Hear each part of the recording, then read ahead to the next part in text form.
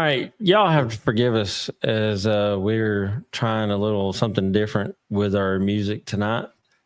Tonight we have Jeff all the way from Alaska.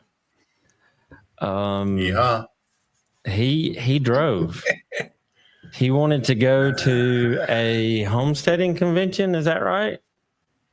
Yeah, the Alaska Homesteading Expo at the end of this week. It'll be Friday, Saturday. So nice. And then you're going to turn and burn and head back? Yeah. I won't take as long getting back as I did getting here, but that's all right. So, guys, tonight we're going to talk about, we're going to talk about, as part of our Q&A, we're going to talk about raising strong chicks because it is hatching time. Everybody is, if you're using an incubator, you've got that thing full, you got it ready to go. You are doing all kinds of stuff. So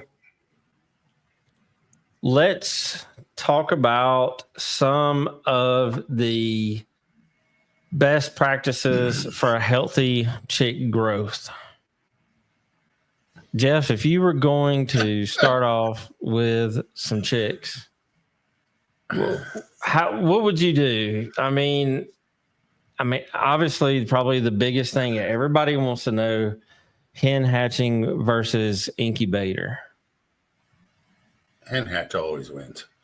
Okay, in a good, clean environment, hen hatch always wins. Okay, she shows them what to do. She shows them where to go. She shows them where not to go. She shows them all that, right? And she shows them what to eat, where to drink. So hen hatch wins, hands down.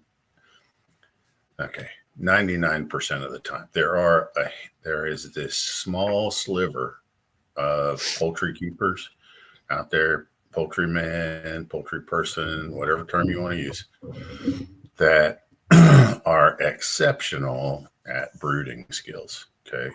And that's probably an even tie with a hen hatch. But that number of people that are brooding perfectly is so small, right? So it's just easier to say the hen always wins, right? She's just hen hatched is always going to be outperform than incubator with a brooder. So so my biggest thing about that I don't understand is when you got a hen hatch, you've got temperature swings like crazy. Nobody's dialing in the exact humidity, none of that crap. And I'm sorry, but if it's 15 degrees and your birds are outside, she's not keeping those eggs at 99.5. I highly doubt it. She is. She really is.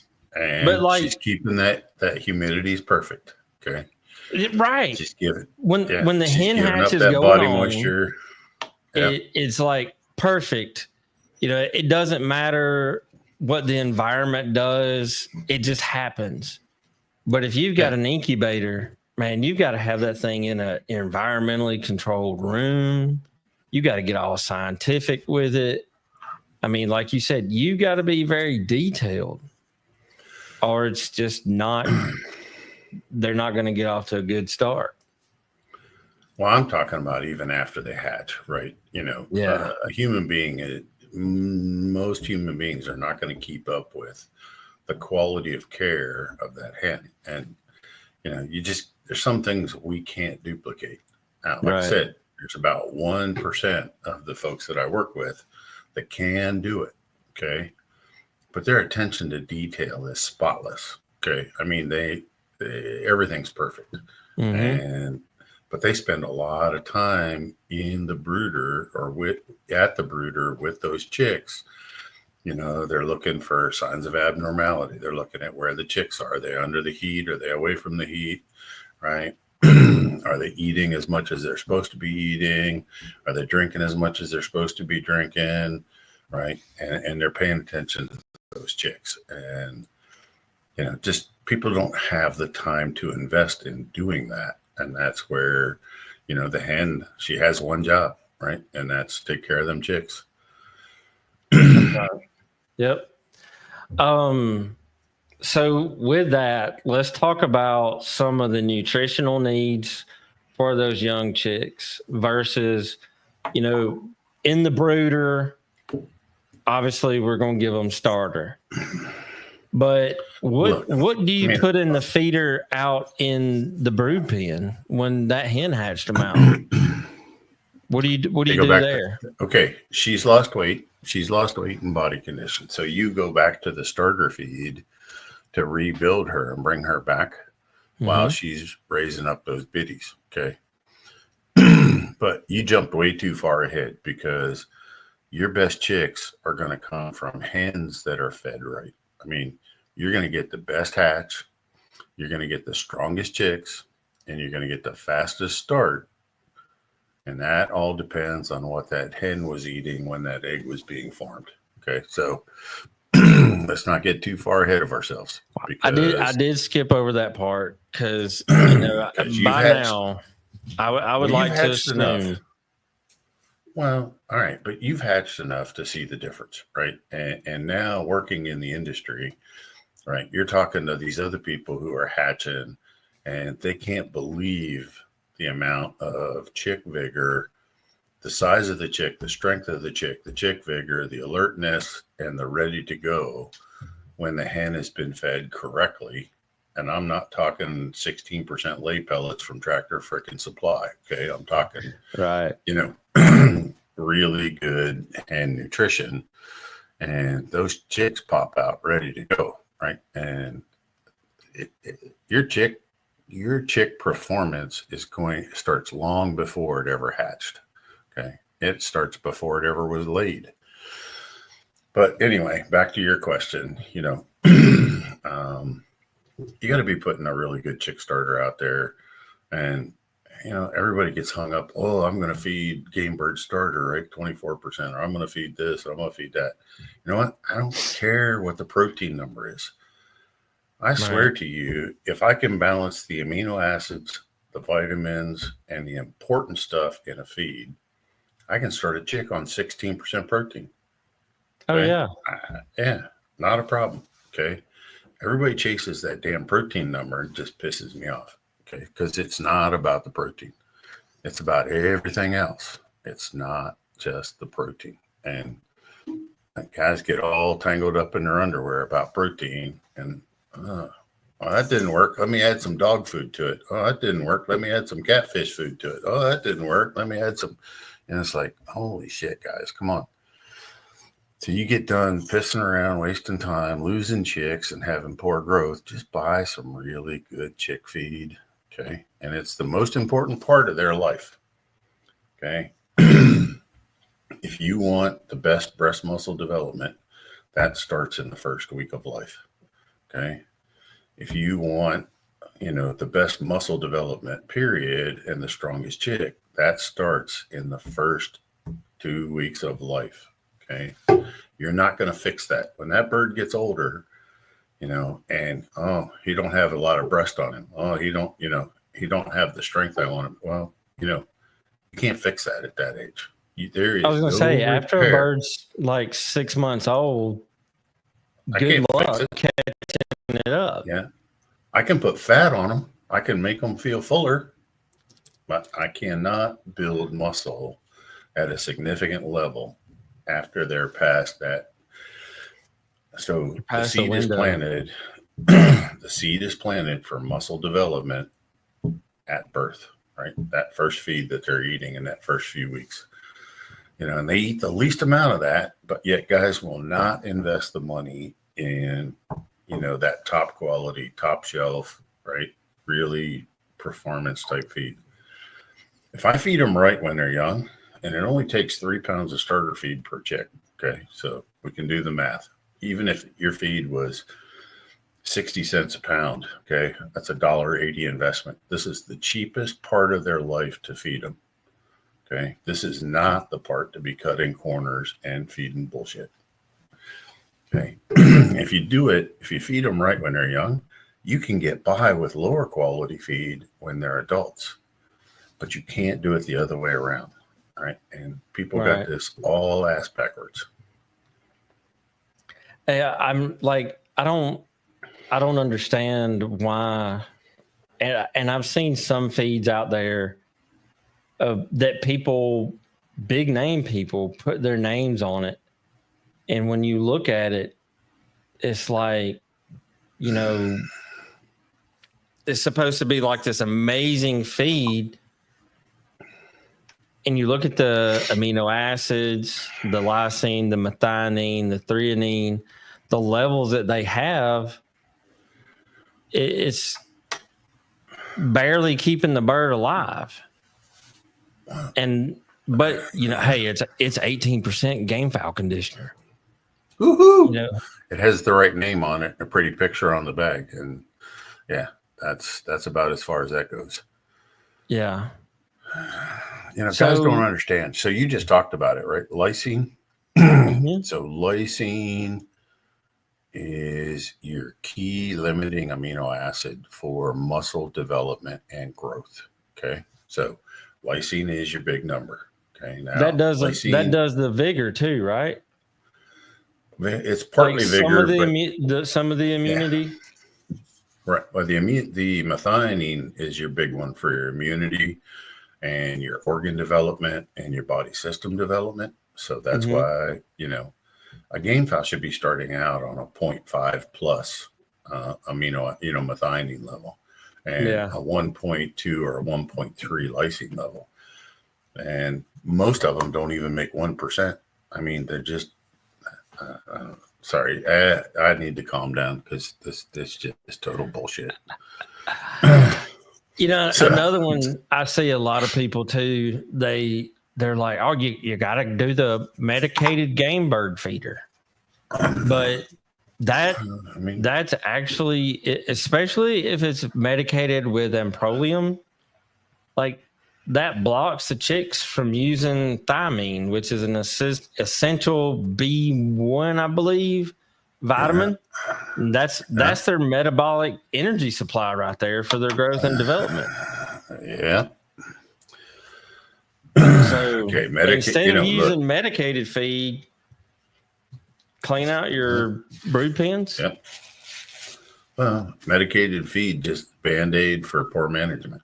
Okay. So that's, you know, if you keep them in a clean environment with good, clean ground, right? I don't need a bit of medicated feed.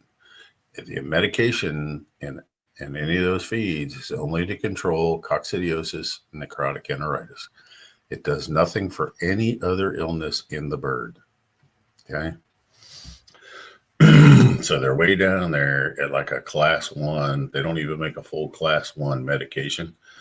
And any feed mill can legally put those in. Now, when you start talking about the bigger, like terramycin, aramycin, when you start talking about the bigger antibiotics, those jump up in class to like a class 3. And those require a special drug license that most feed mills do not have. Okay. Right. And they can't add the big names without a vet verification. You know, you have to have a veterinarian verification form signed on behalf of the farmer in order to add those other medications legally. I mean, there's shit going on out there that ain't legal, but really? No. Yeah. I couldn't imagine that. Wow. So, all right. What other critical amino acids should we be looking out for? What's their role? Like, what else? We talked about lysine. We talked about methionine. We barely touched on threonine. Right. The next big one is going to be threonine. So understand that corn, soy, milo, barley, wheat. Okay. Those are all bringing they're all bringing their own amino acids to the party. Okay. So it's like a BYOB, but it's a BYOA, bring your own amino. But, so you liked that, didn't you? Yeah, I did. That was a good one. But without a meat protein, and the grains that we're using these days, especially if there's any byproducts in there, right? Mm-hmm. We're not going to hit those lysine and methionine numbers or the threonine numbers, right? So those are typically the big ones that we add. I mean, we can talk about tryptophan, we can talk about, all the other arginine, et cetera. The large commercial broiler houses are the ones that are playing with those. And they're only playing with those depending on what soybean meal prices are doing. They don't add them until soybean meal prices go to 500 or higher per ton. Okay. So it doesn't affect the crowd that, the group of people that we're talking to tonight. That's really the big commercial houses. They're adding in those other amino acids. The big ones that we need to focus on. Well, all right. We didn't talk about cysteine, and nobody really talks about cysteine a whole lot, but cysteine is going to be your best feather conditioning amino acid. And you have to have a certain amount of cysteine in a diet, and most places don't calculate for it. So that's why we don't talk about it as much as we should. But you have to have, of your methionine number, your cysteine should be almost equal or just slightly under, because methionine functions at a higher level when you have the right amount of cysteine. Okay. And cysteine is not coming out of your regular, like soybean meal. There's very low levels of methionine and cysteine in soybean meal, soy type proteins. Corn distillers are just junk all the way around on their amino acid profile. So I don't use them at all. And those are the big ones that people are using out there. And, some guys see stabilized rice bran as their protein sources, and people get all excited about it, but it's really not. Every time I've taken birds off of rice bran, they actually perform at a higher level. So there's something about that rice bran that is not really digestible, and the birds don't really take off with it. It's okay, and especially, the folks listening in the Philippines or in Asia where rice bran is much more popular and available. It's in all the feeds, like you look at Thunderbird, BMAG, all those feeds being made in the Philippines. They're going to have rice bran in every one of them. Some of them are actually using copra meal, which is dried coconut flesh after they take the milk out of it and they dry it down. Really poor source of protein, but it's cheap, right? So it helps hold the cost down. Rice bran helps keep the cost down. Copra meal keeps the cost down. All this is to get more people to buy it, right? I've seen one that's made in. It is made in California, but the feed, I've never seen it in America. I do see it. I've had people from Guam send me pictures of the feed tags and ask me about it. People from Hawaii send me pictures of the feed tags and ask me about it as well. And I see that rice and that kind of stuff in it. And I think, to me, that's the expense of the feed plus the expense of exporting it and importing it and transporting it in a cargo container.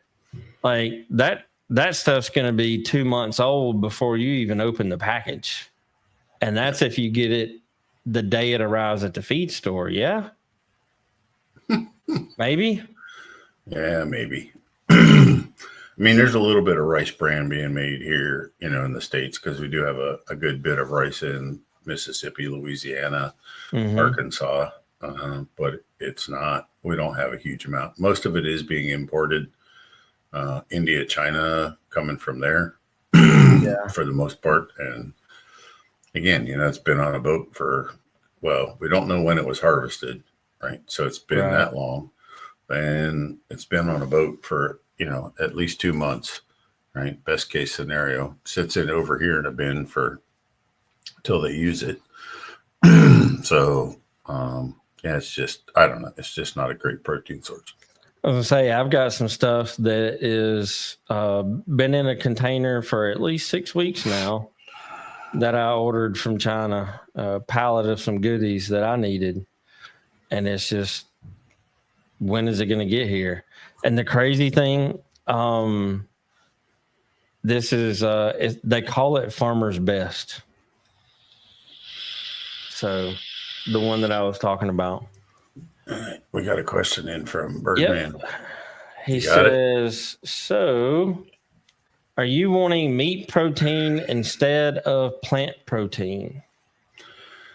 I wouldn't say instead of, Birdman, but I want a combination. So I would like, if I'm looking at where the total protein sources are coming from, I would like at least 1/3 of the total protein coming from a meat protein, a high quality meat protein, not, not catfish food, not dog food, but a good high quality meat protein, and about 2/3 from plant protein. And depending on what the meat protein is, I can go up to 50%. I can go half and half and still have excellent performance. But at the end of the day, chickens are not vegetarians, and when their diets do not have a meat form of protein, you will not see the optimum potential of your birds without a meat protein. That's just not going to happen. Yeah, I mean, think of it like if you have a buddy that went vegan. What happened to him? He ain't my buddy. That's We're right. out of there. Yeah, we're done. Let's see. Here's another question that I have. Somebody says, what's the best protein percentage for chick starter? We've already talked about that. The next one I have, how long should chicks stay on starter feed? 6 weeks, 6 to 8 weeks. Okay. Depends on the bird. But from watching game fowl grow out, 8 weeks tops. Okay. And it depends on the quality of that starter feed. So they're not all created equal. You put them on a starter feed that I've helped you develop, 6 weeks, they have outgrown that starter feed. And then you need to get over on like a 18-19% grower feed. And look, we can use that starter feed and add some things to it to get it down to the right protein. But, we're going to burn them up if we keep them on too high a protein for too long. We're going to do kidney damage. The bedding, the area where you're keeping them is going to smell horrible, right? And we're just doing kidney damage. You're forcing them to drink more water than they need to flush out those kidneys from the excess protein. So, And at the end of the day, you're really just wasting money. Okay. I mean, to overfeed them for an extended period of time, you're just wasting money. Because starter feed is considerably higher priced than grower feed. Yeah, it is. And I can say that using feed that you designed, I mean, I've had chicks flying 6 feet up in the air to roost with their parents at 4 weeks. So it works. There's definitely something to that. I was like a lot of other people. The expense of it was just crazy. But then when I figured out that I could actually, drop what I was doing by like 30%, I had somebody call me last week and he says, hey, my friend said that stuff's not good. It'll burn them out. I said, what do you mean? He said, well, he said that his chicks are too big. Like he's got some 7-pound roosters, game fowl. And I said, so have you been watching the show for a while? And he was like, yeah. I said, so, when we talk about once you hit that peak with a balanced feed, how you start cutting back, where you see that 30%, 40% reduction, that's the part that your friend missed. They're still feeding that full Vienna can worth, and they could probably. You had to say that, didn't you? I mean, you had to say that, didn't you? That's exactly what he said. That's what he said. I said, tell your friend to cut down to, cut that in a third and do that for a month and see what happens. I said, if you're mixing it every day and you're feeding a quality feed to start with, 2 3/4 ounces, and you're good. Otherwise, you will wind up with obese birds. Further north, where it's a little colder, you might want more. But yeah, yeah, and that's not true muscle. There's that bird packed on a lot of fat, right? So he needs a diet. But you got that gray from Dwayne, and it was 6 months old, and it weighed 5'2". Right. So. Yep. If you feed them right, you're going to see new things. Okay. You're going to see new things you never saw before. And here it is. What you're seeing is their true genetic potential. You're seeing what's locked up inside that bird, what they're able to, what that family or what that strain is able to do. Okay.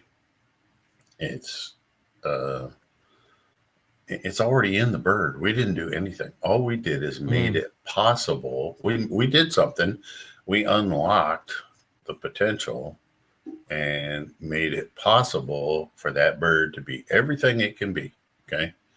Yeah. So now it's up to you as a breeder to do it. Well, if you don't like the outcome, that was already in that bird. Okay. Sorry. It's like, but I got lots of guys telling me they got 5-pounders at 6 months, and and that's not just grays. That's pretty much across the board. I was gonna say you can. I have mugs that they're typically small, but I've had them reach their standard weight within 6 months, and then they're out of the grow out, and they're somewhere where you can control what they get every day, and do right. Yep. So if you've got some chicks, what symptoms indicate amino acid deficiencies? I mean, the biggest one is stunted growth, and that's going to be your deficient lysine, and partly your threonine. But then, if we don't see, now when we start talking about immune system ability to fight off challenges, okay, so then we're talking about methionine and poor levels of vitamins. Okay, so but your methionine is going to go a lot further as far as how the internals of the body developed. How good was the respiratory? How good was the renal? How good was the liver? How, heart, things like that. So your methionine is driving that bus for internal organs, and partly for growth and partly for feather. But, in that first few weeks, it's mostly going for internal systems, digestive tract and all that. Right? So it's functioning inside the bird more than outside the bird. And then later, after those things develop correctly and they're moving forward, then it shifts over and it really kicks in for like feather development. Okay. Getting that really good feather veining, structure, the whole bit. It also, ties in pretty good with their eyesight, how good they can see, eye development, along with a bunch of your B vitamins and your E's. But it's, yeah. Let me ask you this. Okay. A while ago, you talked about a methionine level 0.4, 0.5 there in a chick starter. you talked about a lysine level as close to 1.5 as you can get. All right. What about 1.3 for lysine? I need at least 0.5, 0.54 is better for the methionine. And they don't put it on the tag, but if your feed man's good enough to tell you what that's worked out at, I'm looking for 0.78 to 0.8 on the threonine. So okay. Now let's go from America to say Guam or the Philippines. Does the bird's nutritional requirements change because of the humidity in the environment? So the protein and the amino acids do not. What we're adjusting for there is a little bit less energy. Like I want to reduce the amount of corn in the diet. I don't necessarily need to lower the energy, but I need to get rid of some of the starch components. Okay. And I don't need to run quite as high a fat. So let's say Guam, Philippines, I'm happy at a 5% fat. Here in the States, I'd like to have a 6 to 7% fat, or even an 8% fat.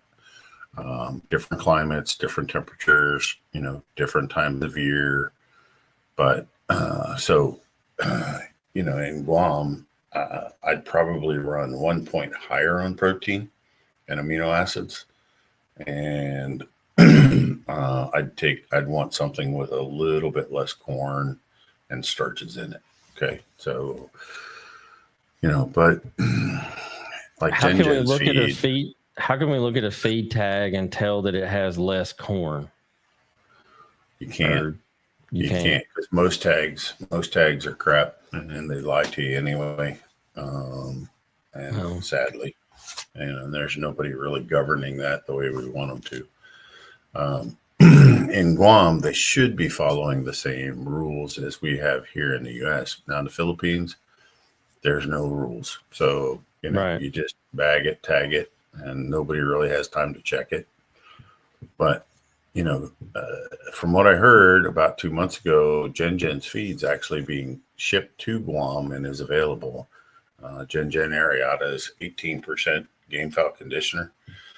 So if you guys can find it, that one's balanced out specifically by me for the Philippines, and that sort of tropical climate. And so, but I had heard a couple shows ago, probably three or four, but that they can now get Gen's feed there. So yeah, it's in some of the bigger stores.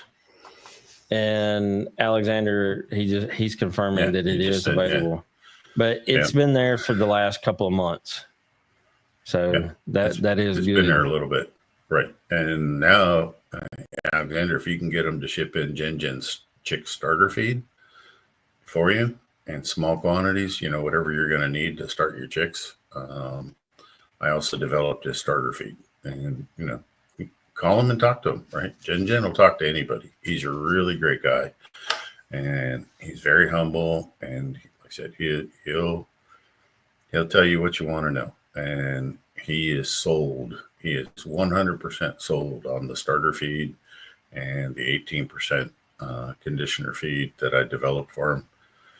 And he's been using those now almost 2 years, maybe longer. I was going to say, since he started using them, he's been having less problems with his chicks not surviving.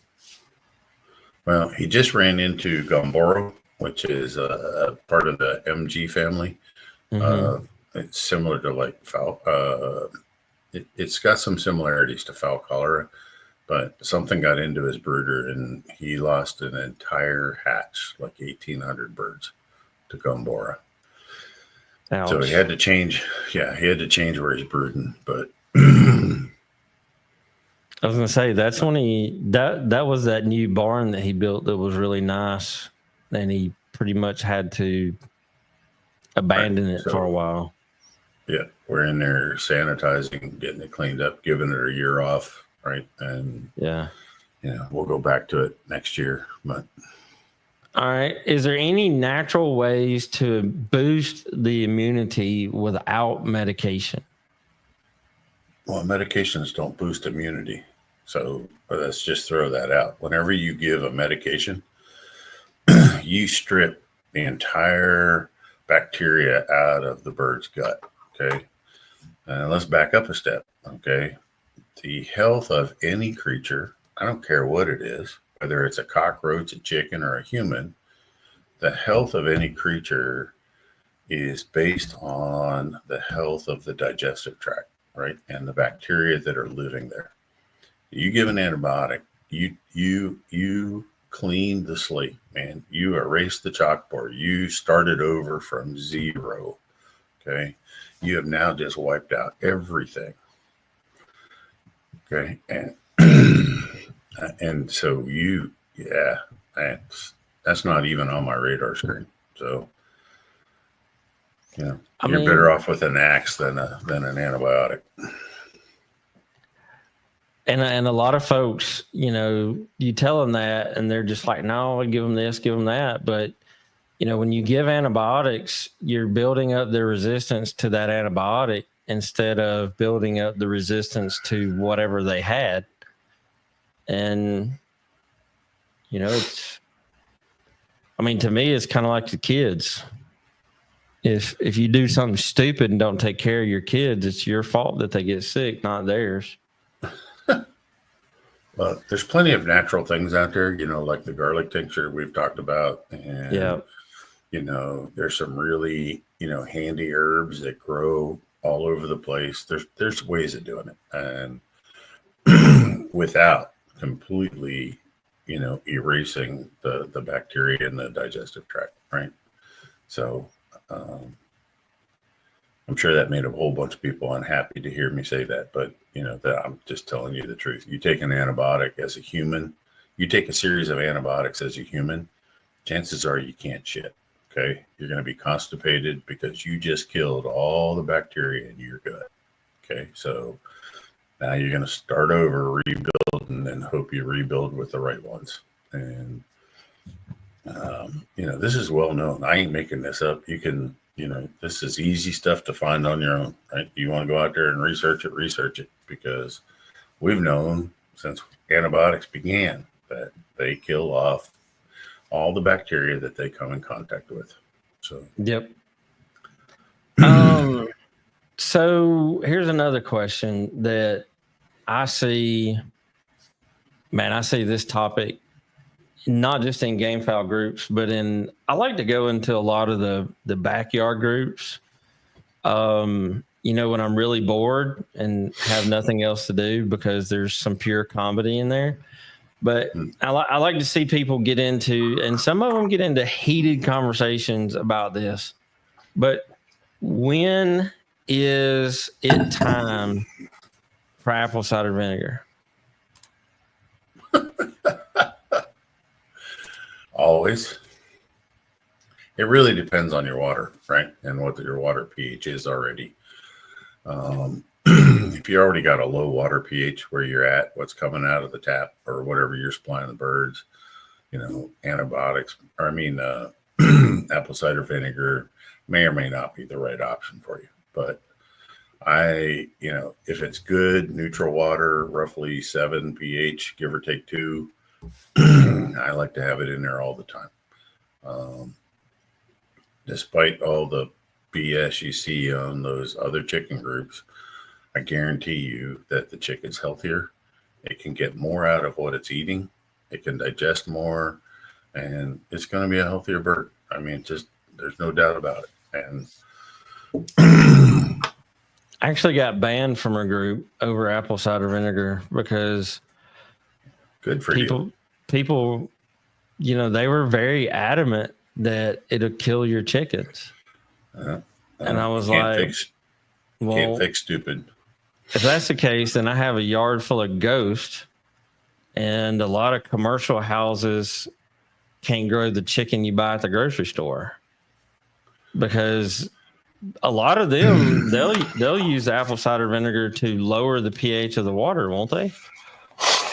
A handful will. To help the organic chicken barns, Mm-hmm. the organic, the organic and like the truly all natural type chicken barns will use Right. apple cider vinegar periodically throughout the grow out. Mm-hmm. I mean, you want the chicken's gut pH to be somewhere around 6, right around 6 pH. So adding a little vinegar to the water is usually not going to hurt anything. But, I mean, my pH is between 6 and 7 because, I did what you suggested.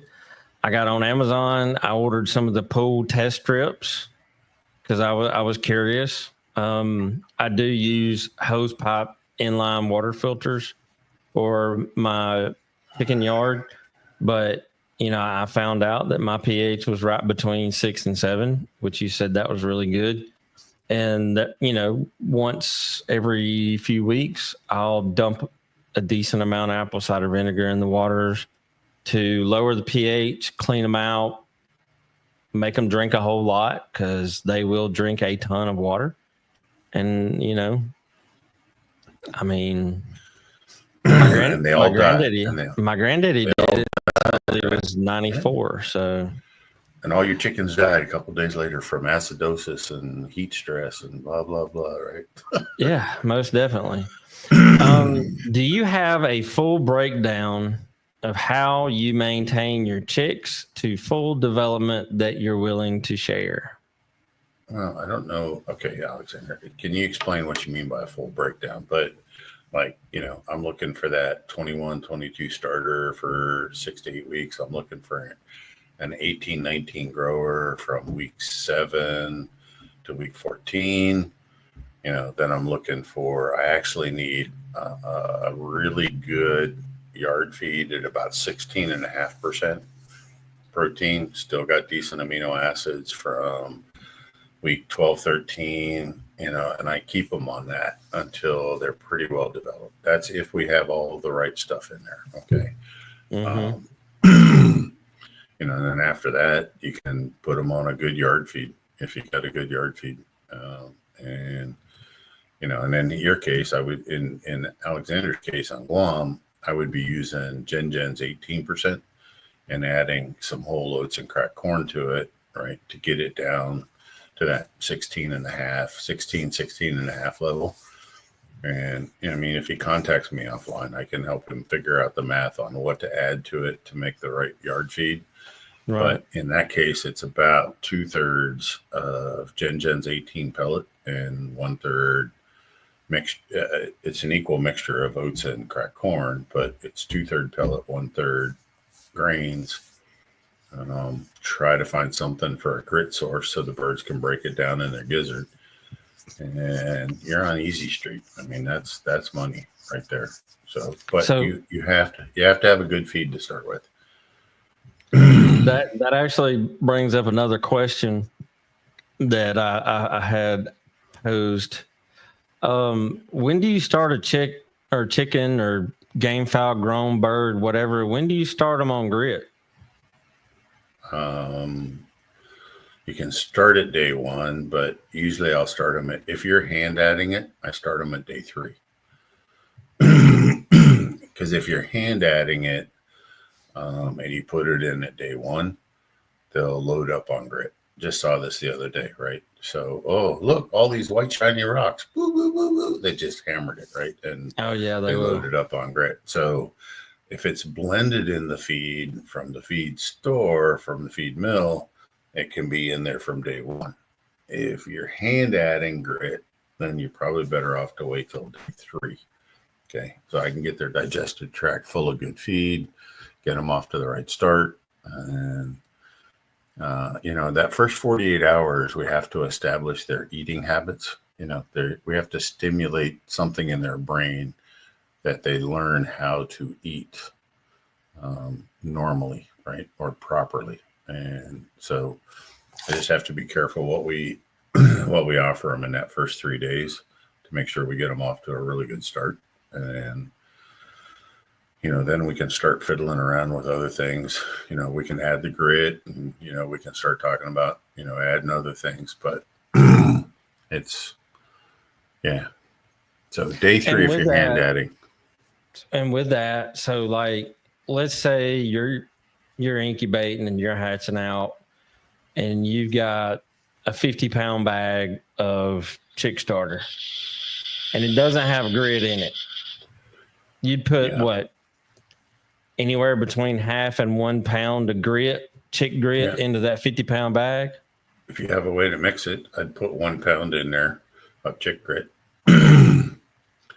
But if you got a 50-pound bag of starter, I hope you've got at least 17 or 18 chicks you're starting on it, because 3 pounds per chicken. And I hope it don't get old before you're done. So, well, you can never just hatch out a few of them. Yep, I've learned that from hanging around you chicken guys. How do you feel about a few? No, you got to have options. Yeah.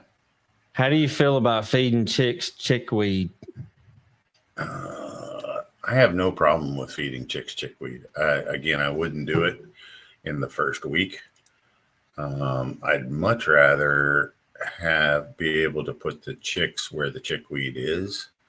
Yeah. And let them go out and peck at it. But I can tell you, in the spring of the year, my chickens, when the chickweed came out, they loved it. They went for it. They ate the crap out of it, and they were all happy about it. So it's one of the earlier things that come out in our area. We see chickweed pretty early in the season, similar to about when the dandelions come out. So, it was all good. But I just don't want them eating too much greens in that first week, Birdman. Okay, so I need to make sure that they're on feed and they're on a good start, and adding greens to any chicken feed at any age should only be about 5% by weight of what you're giving them. Okay, so that's only about 1 ounce for every pound at the most. Okay. What about coconut water? Giving that to their birds. What's your thoughts on that? I'm hearing about this, and true coconut water can be a diuretic and cause them. It can actually cause a little bit of diarrhea and pull off moisture. So there may be some benefit to this, like in the keep time frame. I don't know about earlier on in the chick stage.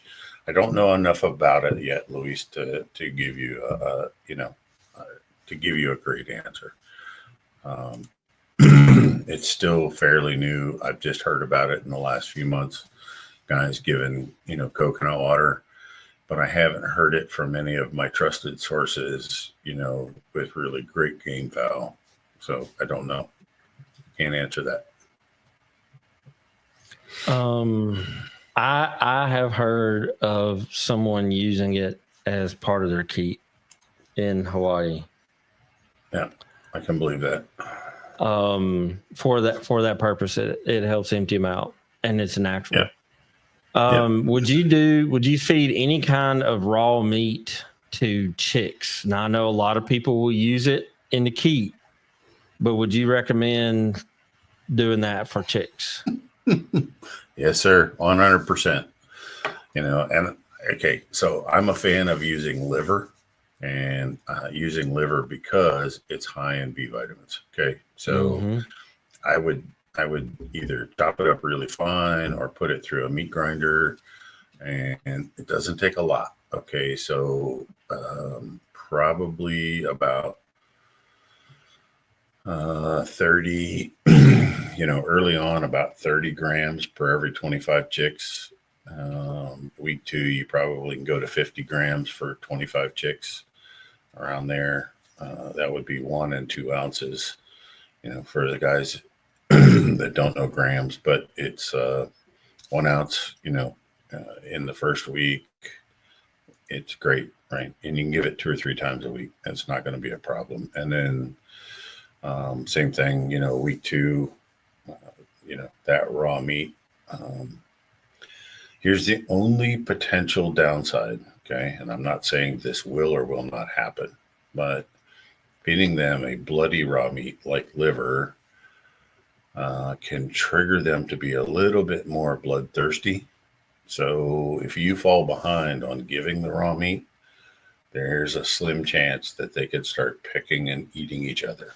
Okay. So just, if you're going to start it, you have to stay with it because you've created a habit or a desire. So I just, but yeah, I'd love to see, I would actually alternate between egg and meat. So like, you can give that ounce of raw meat a day. The next day, you can hard boil an egg, crumble it up, shell and all, and just sprinkle it over their feed. Go back to meat, egg, meat, egg, meat, egg, right? And I mean, they're going to grow like crazy and they're going to be extremely healthy. So I have a freeze dryer and we harvest cattle. And when you get a whole beef, they give you the liver and all that other stuff. I actually took the liver and cut it up and freeze dried it. And that preserves it, but it also works pretty good too. Yeah, okay, when you dry it, I don't know if we're losing any of those B vitamins. Okay, so I'm not saying you are, and I'm not saying you're not. Okay, but I don't know if we're losing anything with freeze drying. That's my only question in my mind. So from what I've read about that, the heat up, cool down process is so fast that it's very minimal lost. When you freeze dry food, it is supposed to retain the entirety of its nutritional value. Okay. Now, I don't know about 100%, but I'm good with 95. Okay. Yeah, I mean, I don't really, I don't see a problem with it. I wonder, do they eat it as aggressively as they would the raw? So that would be my curiosity factor as well, right? Well, I feed a mesh, and they eat it the same as the rest because they don't know any different. So, that's one of the benefits to feeding the mash is you don't have to worry about them picking and choosing. Yep. How do you feel about people that force them to grow slow by feeding shitty feed? They say birds that grow fast have weak bones. Look, Conan, you know what? If the feed is the only way they're going to have weak bones is if the feed that the birds are being offered is low in calcium or low in phosphorus. Okay. Low calcium, low phosphorus, low vitamin D. Those are your keys for building good bones. So, I've heard this rumor as well. And actually, I've converted a few guys who used to think, you want them to grow slow so they grow uniformly and everything, happens at the same time. And right. And no, I mean, their genetic potential is their genetic potential. So if you give them good feed, right, then everything's going to develop evenly or, the way it should. But if you spend much time on any of the game fowl, group sites, they're taking a feed and then they're adding things to it that do not have calcium and do not have phosphorus. And right, so they're throwing that feed off balance, and they could potentially have an issue where the carcass is growing faster than the bone development, but they're bringing it on themselves, right? So if you stick with, a good chick starter that has 1.2, 1.3 calcium, I like at least 0.7 on the phosphorus, and, has a good vitamin D level, which isn't on most tags, but, on a vitamin D level around 2,500 per pound, there's not going to be a problem there. But I can understand, based on some of these crappy homemade feed formulas that I've seen on other game fowl sites, I could see where they're getting weak bones, and that's not good. Mm-hmm. How do you feel about soaked oats added to your chick starter? Or wait, how do you feel about soaked oats to your chicks after the starter? After the starter. I mean, I don't have a problem with it, really, Birdman. Here's the thing: is what I worry about is when you start soaking oats. What a lot of chicken people don't realize is that when those oats are harvested, there's actually some fungi and bacteria on the oat that comes right out of the field. Okay, so when you start soaking it, it can get a really bad smell and it can actually go putrid. So it's a risk, right? Yeah, so you're gambling, and game fowl people like to gamble. So me personally, I wouldn't do it. I might do a short soak, like overnight, 12 hours, just to soften them up a little bit, make them easier to eat. But I wouldn't soak them much longer than 12 to 18 hours. And I would feed them the next day and, just keep rotating it. This idea of letting them soak for 3 days to a week, to me, that's a gamble. Okay. And I mean, if you got chicks in that group, in that brood that are really, really important to you, it's not worth the gamble to me. But I mean, I kind of look at that like the same as I look at people taking care of the birds and the brooder. If you're that OCD person that has the method and the madness, and you keep logs and you notate everything, and you know exactly where it's at, then okay, add some water. But it's too easy to forget about it one day and come back the next, and you got something growing in it that shouldn't, and then you're giving it to your birds. Well, don't soak too many in advance, right? I mean, you've only got 50 chicks, 100 chicks, something like that. We're only talking about a pint's worth of. We're only talking about 1 pint's worth of soaked oats. Okay, so don't overdo it. If you start a pint or you start a quart, right, and you just make sure you get them fed and you start your next soak for the next day, right? And I think we're fine doing that. The other safe way out of that, if you really want to do the longer soaked oats, okay, in the first water before you ever let them start fermenting, is you actually rinse the oat or any grain with the hydrogen peroxide you buy at the drugstore. That's 3%, right? Yeah. So if I start it with that, basically I rinse it with that. That'll kill off 99% of any potential fungus or bacteria, right? Then I can use those to start the soak. Okay. Then I got it. Then, right. So I want to clean them up, make sure that they're sterile. But Luis says, how much bigger can I expect my birds to get if I switch from a typical commercial feed to a high quality feed from day one? Okay. It's not how much bigger they're going to get. They're going to, Luis, they're going to hit 80% of their mature weight, most likely at about 25 weeks old. Okay. So by 6 months, they're going to be 80 to 90% of what they're going to be as a bull stag or a cock within 6 months. So all we're doing is getting them there sooner. It's not that we're going to make them bigger.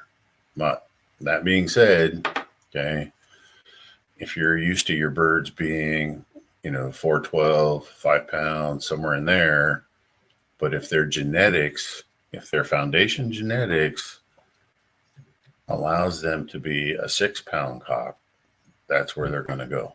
Okay. That's where they could end up. Okay. Just know that. So it's really, I'd tell you to go out and weigh one of your 2-year-olds or your 3-year-olds and you switch over to a good high quality feed, and they're going to be 80% of that by the time they're 6 months old. Yeah. I hope that answered the question. That's the only way I know how to answer it. But, the genetics are the genetics. Okay. So whatever's trapped in that bird genes, or that family's genes, that's what you're going to see, right? And some guys are really unhappy with what they see because it's not what they thought they had, right? And then some guys either get new blood or some guys go back to feeding, less quality feed and, to get back where they were. But I mean, wouldn't it be easier to just feed less? Well, okay, but you don't want to hold them back, right? I mean, right. You got teenagers at your house. Are you how much you want to limit what they're eating? I mean, they're still growing. Do you want to stunt their growth? And that's what's happening to a lot of game fowl across the world. I saw this a lot when I was in the Philippines, right? Much smaller birds, and they're not being fed right. They don't really mature out correctly. Yeah. I mean, they get there eventually, but, just like Chappie told us a few weeks ago, right? You don't want to fight a bird unless he's 3 years old. Okay. Partially for intelligence, but you want to give him a chance to fully develop. Well, that's where, I mean, we get them on the right feed. You can't get the intelligence in the bird that young. Okay. That's where, if you need one that knows how to duck and dodge and side shuffle or whatever, okay, you can't, that's maturing. But we can get them to 80% of what their real mature weight's going to be by 6 months old. Okay. So for guys who are doing stag derbies and tagging for stags, this can be a real advantage for you to, to be able to, because you're tagging them when they're much younger, right? When, they have to come in and verify that they're this year's hatch and all that. And they put a tag stag on them for you to enter the stag derbies. Well, if you're feeding them really well, they're going to be bigger stags than your opponents. Now, is that going to be a problem matching them up? I don't know. That could be, that's the only problem I can see. But they should be a hell of a lot stronger, and than the other ones. And that's when you can cut back the feed and just not feed them so much. Well, okay. So once you hit the 6 month mark, you need to put them on that 2.5, 3 ounces of feed. Okay? Yeah. And that's the time to slow them down. But you don't slow them down until you want to get fully grown first. Yeah.